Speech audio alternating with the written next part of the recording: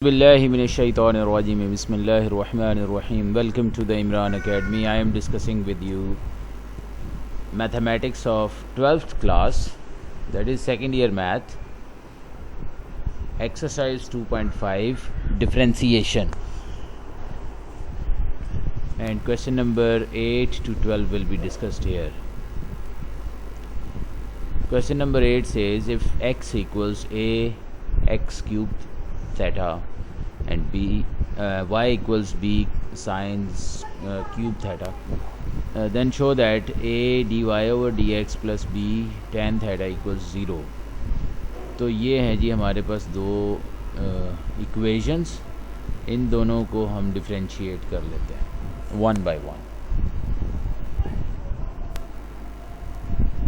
तो इसको डिफरेंशिएट किया विद रिस्पेक्ट टू थीटा, तो इस पे पावर रूल लगा दिया। एक कांस्टेंट है उस पे, तो उससे साइड पे कर दिया और दूसरे पे पावर रूल लगाया। इसी तरह से ये सेकंड वाला जो है इसके ऊपर भी पावर रूल लगा,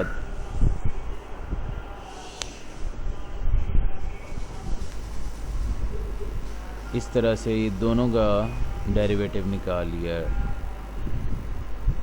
ये बाद में चेन रूल लगा के दोनों को डिवाइड कर दिया जी।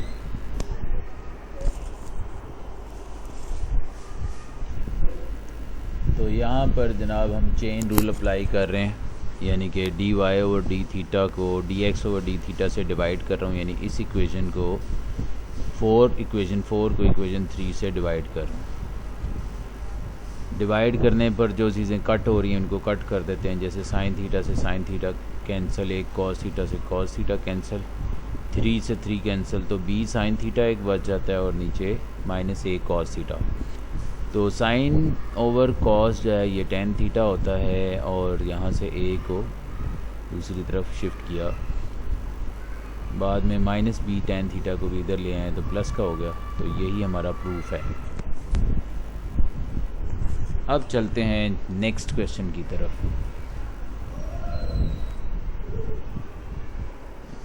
ये है जी second question, find d y over d x if x equals a into cos t plus sine t and y equals a into sine t minus t cos T.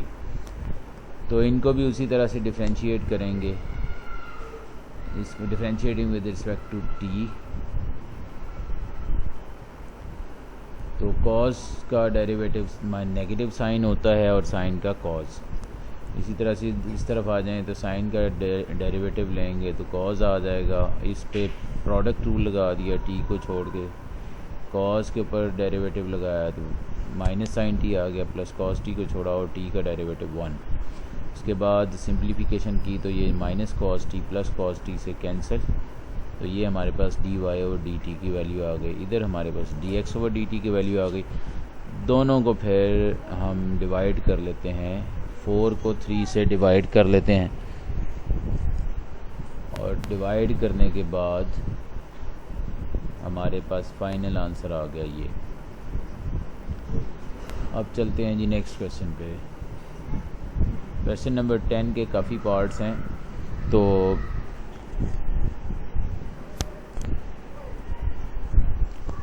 Differentiate with respect to x. Inverse functions हैं जी, cos inverse x over a, तो इसको Y के equal let कर लिया, फिर differentiate कर रहे हैं विद रिस्पेक्ट टू एक्स।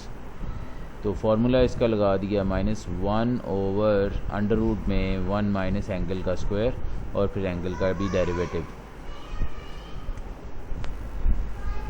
बाद में सिंप्लीफिकेशन की हमने, और आफ्टर सिंप्लीफिकेशन ये हमारा आंसर आ गया जी। इसी तरह से ये है जी second question, cot inverse x over a. इसे भी लेट कर लिया कि ये वाई की इक्वल है, और इसको डिफरेंशिएट कर रहे हैं। इसकी डिफरेंशिएशन -1 ओवर 1 प्लस एंगल का स्क्वायर, और फिर एंगल का डेरिवेटिव भी आपने लेना है। तो इसका स्क्वायर जो है एलसीएम लिया नीचे, और इसका डेरिवेटिव एक्स का 1 हो जाएगा, तो 1 ओवर ए वैसे ही आ गया। इसमें एक ए से एक ए कैंसिल कर दिया, बाकी जो ए था उसको न्यूमरेटर में ले गए, तो ये हमारा आंसर आ गया जी, फाइनल आंसर। अब है ये क्वेश्चन नंबर 10 का थर्ड पार्ट। इसे भी लेट किया y के इक्वल और फिर डिफरेंशिएट कर रहे हैं विद रिस्पेक्ट टू x। तो साइन इनवर्स x का उसी तरह से 1 ओवर अंडर रूट में 1 माइनस एंगल का स्क्वायर, और यहाँ पे एंगल का डेरिवेटिव। इसका भी एलसीएम ले लिया अंडर रूट के अंदर ही, और 1 ओवर x का डेरिवेटिव जो है माइनस 1 ओवर x स्क्वायर होता है।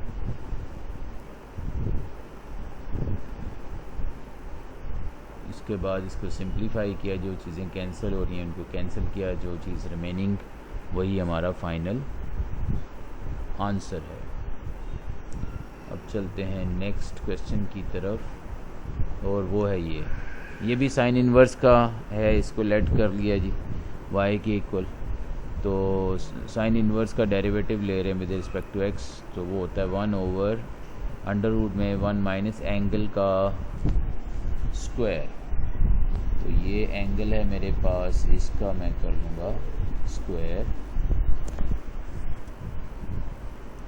तो स्क्वायर रूट से स्क्वायर कैंसिल, बाद में ब्रैकेट भी ख़त्म की है, तो अंदर ये हुआ। उसके बाद एंगल का डेरिवेटिव लिया, तो वो आ गया 1 over 2 under root 1 minus x square, और 1 माइनस एक्स स्क्वायर का डेरिवेटिव लिया, तो 1 का 0 और एक्स स्क्वायर का माइनस 2x। उसके बाद की सिंप्लीफिकेशन, आफ्टर सिंप्लीफिकेशन ये 1 से 1 कैंसिल हो जाएगा, और एक्स स्क्वायर का एक्स स्क्वायर का स्क्वायर रूट x आ जाएगा, और ये 2 मैंने साथ लिख लिया है, और ये माइनस 2x भी लिख लिया, तो माइनस 2x से 2x कैंसिल, बाकी जो कुछ बच गया ये हमारा आंसर है जी। इसके बाद है जी ये क्वेश्चन सीकेंड इनवर्स, और एंगल कुछ दिया हुआ है, तो इसका भी डेरिवेटिव निकालना है। इसका फार्मूला होता है 1 ओवर एंगल और अंडर रूट में एंगल का स्क्वायर माइनस 1, और फिर एंगल का डेरिवेटिव भी लेते हैं। ओके, तो आगे चलते हैं जी। इनको इन्वर्ट कर सकते हैं, एक हिस्सा ऊपर चला जाएगा, एक नीचे रह जाएगा, और यहाँ पर एलसीएम लिया जा सकता है। एलसीएम ले लिया स्क्वायर के साथ, और इधर कोशेंट रूल अप्लाई कर दिया जी। यहाँ पर डिनोमिनेटर का स्क्वायर, डिनोमिनेटर वैसे ही, और न्यूमरेटर का डेरिवेटिव एक्स स्क्वायर का 2x और 1 का वैसे 0, फिर माइनस न्यूमरेटर छोड़ा तो डिनोमिनेटर में जो पड़ा हुआ था उसका डेरिवेटिव एक्स स्क्वायर माइनस 1 का भी 2x आ गया। लें जी, इसे भी हमने सिंप्लीफाई कर लिया। इसका भी ये ऊपर चला जाएगा, ये स्क्वायर रूट से बाहर निकलेगा, तो एक्स स्क्वायर माइनस 1 रह जाएगा, उसको भी मैं न्यूमरेटर में ले जा सकता हूँ। इसको भी मैंने 2 दफ़ा लिख लिया है, इसको और इसको कैंसिल कर दिया है, इनको बाकी को मल्टीप्लाई कर दिया है, एंड ये फाइनली मेरे पास आंसर आ गया। लें जी, ये है जी अगला क्वेश्चन। इसमें कॉट इन्वर्स है, तो कॉट इन्वर्स का डेरिवेटिव उसी तरह से माइनस 1 ओवर 1 प्लस एंगल का स्क्वायर, और फिर एंगल का डेरिवेटिव। इसे भी तकरीबन हमने वैसे ही कर लिया। तो ये है जी हमारे पास after simplification a minus b whole square plus 4ab जो है वो a plus b whole square के इक्वल होता है। यहाँ पे मैंने वो फार्मूला लगा दिया, और ये वाली चीज़ इससे कैंसिल, बाकी सिंप्लीफिकेशन करके फाइनल आंसर मैंने ये जनरेट कर लिया है।